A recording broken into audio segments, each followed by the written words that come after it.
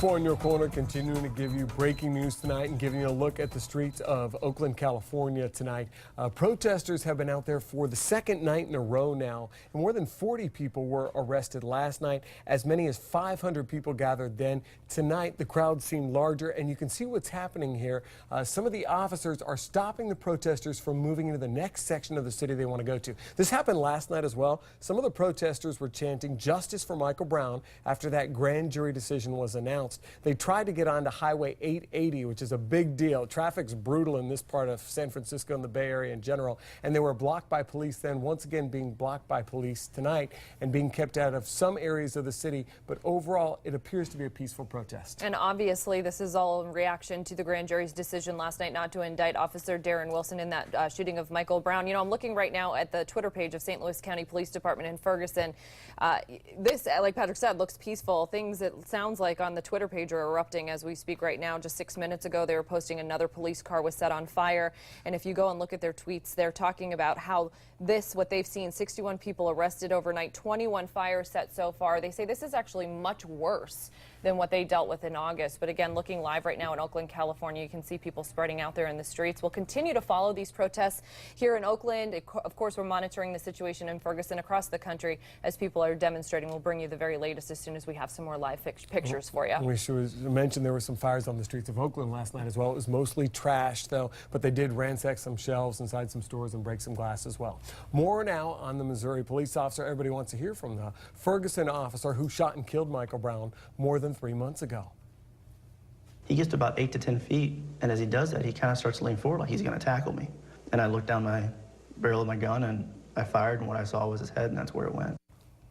Officer Darren Wilson breaking his silence for the first time since that deadly shooting and since the grand jury decided not to indict him on murder or manslaughter charges. And tonight, of course, as we've told you, we've brought you live pictures. Protests continue both in the St. Louis area and the suburbs surrounding there, across the nation as well. Fox News' Garrett Tenney reporting on how police are dealing with the crowds in Ferguson. Local officials are preparing for the worst in Ferguson, Missouri. Tonight, Governor Jay Nixon says there will be more than 2,000 National Guard troops on the ground to prevent a repeat of last night's violent protest. It was a city in chaos, police making 61 arrests in the St. Louis area after businesses were looted and destroyed. 10 police cars were damaged and 3 officers were hurt. Today I stand here and say I'm sorry to the community of Ferguson, the soul of their community that was ripped and torn last night.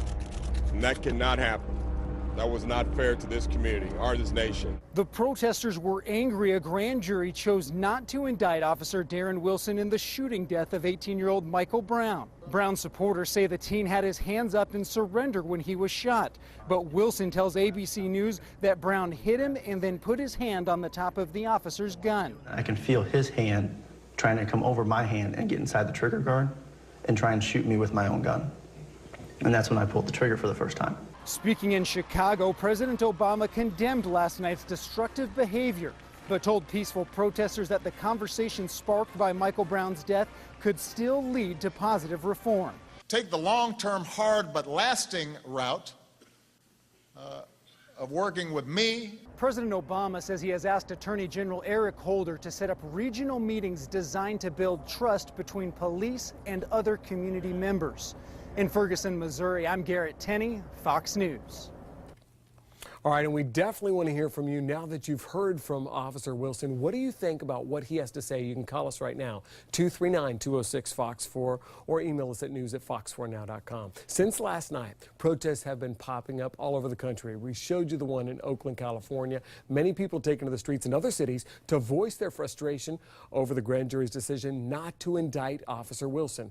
Protesters in Oakland, California clashing with police, as we showed you last night, and right now large crowds are gathering again, but the protests are mostly peaceful tonight. In Washington, D.C., up to 1,000 people taking part in a march through Chinatown with signs that read, "No justice, no peace. Hundreds gathering in Union Square in New York City, shutting down an entrance to the Lincoln Tunnel by attempting to march through it. That's happened in a number of cities. And today in Philadelphia, about 100 demonstrators going to City Hall to show how they felt. But it was a small group, quickly swelling to about 300 people. Protests are expected to continue throughout the country for the next several days. And Southwest Florida's branch of the NAACP voicing its frustration, claiming justice was not served in the Michael Brown case. I was disappointed from the prospect of being a black male here in this country. NAACP branch president Harold Weeks, who you just saw there, says he is not surprised that Officer Wilson won't be facing criminal charges, but he hoped that he would be held accountable for using deadly force. Now, Weeks hopes that body camera technology will help prevent deadly force cases like this from happening in the future. And we want to hear your thoughts on all of this as this all continues to come into the newsroom, as you're seeing these live pictures and protests across the country.